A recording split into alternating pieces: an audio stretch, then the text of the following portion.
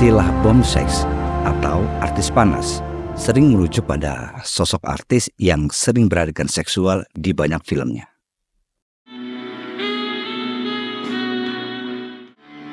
Well, come on. You'll have to come and get it.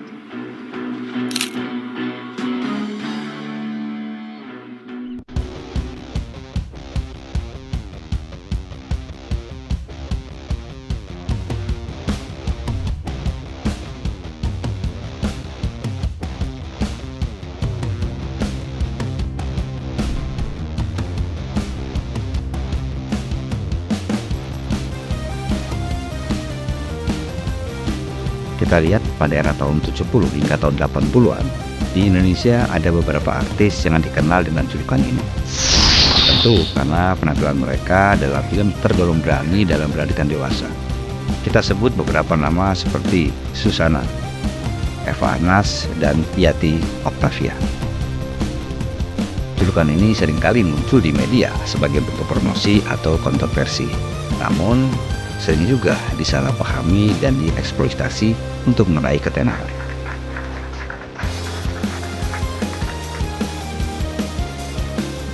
Kita beralih ke era tahun 90-an. Beberapa artis Indonesia dikenal karena peran-peran mereka yang dianggap berani dan panas. Hi Barbie. Hi Barbie. Hi Barbie. Mereka tampil dalam film-film yang dapat dikategorikan sebagai film dewasa. Beberapa di antaranya adalah Inneke Koesherawati, Kiki Fatmala, Shelly Marcelina, dan Malvin Zaina. Apa yang mereka lakukan hampir dipastikan tujuannya hanya untuk menarik perhatian penonton dan mengejar popularitas semata. Dan ternyata kepopuleran sensualitas sudah dimulai sejak dulu, sejak tahun 1950-an. Ternyata zaman dulu sudah ada film panas ya. Dan inilah yang akan kita bahas dalam video kali ini. Teman-teman silakan simak sampai habis.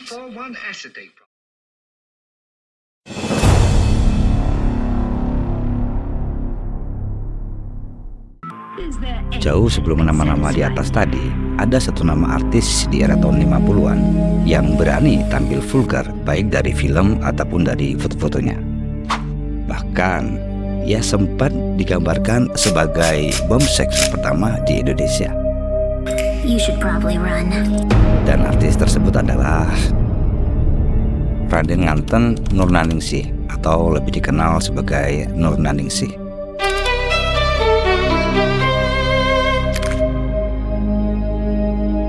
Ia lahir di Surabaya pada tanggal 5 Desember 1925. Nurnaningsih memiliki keturunan darah ningrat dari ayah dan ibunya. Sosoknya menjadi legenda di industri film tanah air because aktris cantik era tahun 50-an ini terkenal sebagai ikon pertama film dewasa Indonesia. Bahkan, ia kerap dijuluki sebagai artis bom seks pertama sebelum muncul nama-nama beken seperti Eva Arnaz, Kiki Fatmala, Shelly Marcelina, dan masih banyak lagi. Jadi, buat yang belum tahu, Nurnaningsih adalah artis yang mengawali karirnya di era tahun 50-an.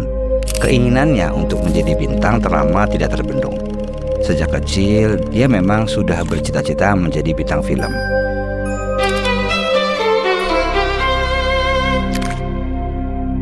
Ia mengaku terinspirasi jadi bintang film saat melihat film yang diperankan oleh Miss Rukia, seorang aktris yang cantik dan juga sebagai penyanyi keroncong pada waktu itu.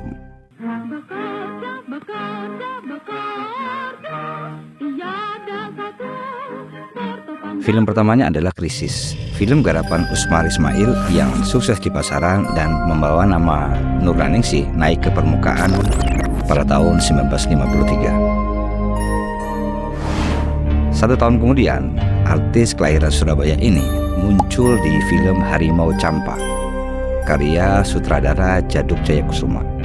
Dan disinilah ia berani tampil setengah bugil dan menimbulkan kontroversi di tengah masyarakat, di antara para seniman dan juga dari badan sensor perfilman Indonesia pada saat itu.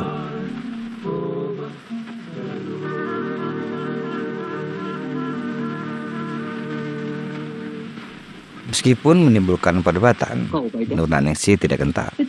Dia berasumsi bahwa tidak ada niatan ia akan menurunkan nilai dari kesenian itu sendiri. Melainkan, ia ingin melenyapkan pandangan-pandangan kolot yang masih terdapat dalam kesenian Indonesia. Katanya dalam wawancara kepada sebuah media waktu itu. Sayangnya, pada pertengahan tahun 1954, ia tertimpa sebuah skandal. Foto telanjangnya yang diambil oleh fotografer tidak dikenal beredar dan tersebar luas di Jakarta. Akibat kejadian ini, ia diinterogasi oleh kepolisian Jakarta dan kejaksaan pada awal Oktober. Masyarakat umum sangat marah atas beredarnya foto-foto tersebut, yang mereka anggap telah melanggar nilai-nilai Timur, dan akhirnya film-film Nurnaningsih diboikot di Kalimantan Timur. Kok bisa ya foto-fotonya bisa tersebar di seluruh Jakarta?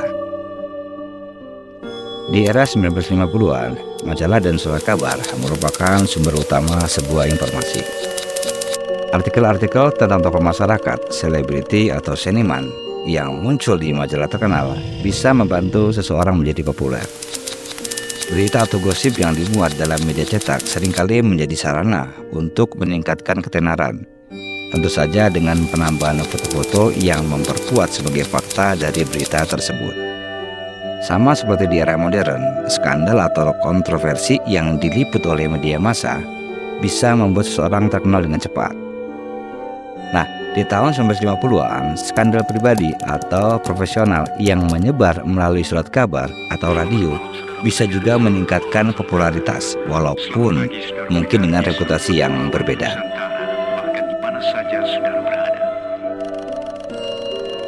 Itulah gambaran bentuk-bentuk pornografi, sensualitas, dan kontroversi dalam budaya populer memang sudah ada sejak dulu, jauh sebelum era modern.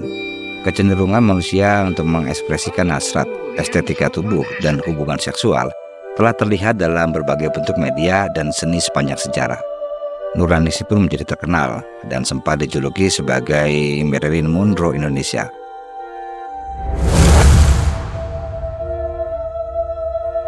Lalu ia kembali berakting lewat film Jakarta Hongkong Macau pada tahun 1968, dan ia juga muncul di film Malam Satu Solo bersama Susana pada tahun 1988. Pada akhir tahun 1990-an, Nurnaningsih menderita kelumpuhan dan diabetes mellitus, dan akhirnya ia meninggal di rumah putrinya di Tebet, Jakarta Selatan pada tanggal 21 Maret tahun 2004 dalam usia 78 tahun, dan dimakamkan di Taman Makam Perangan Menteng Pulo.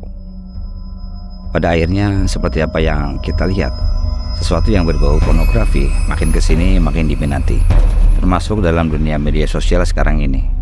Ya, ini faktanya ya. Banyak konten yang mengandung unsur seksual makin dicari oleh penontonnya.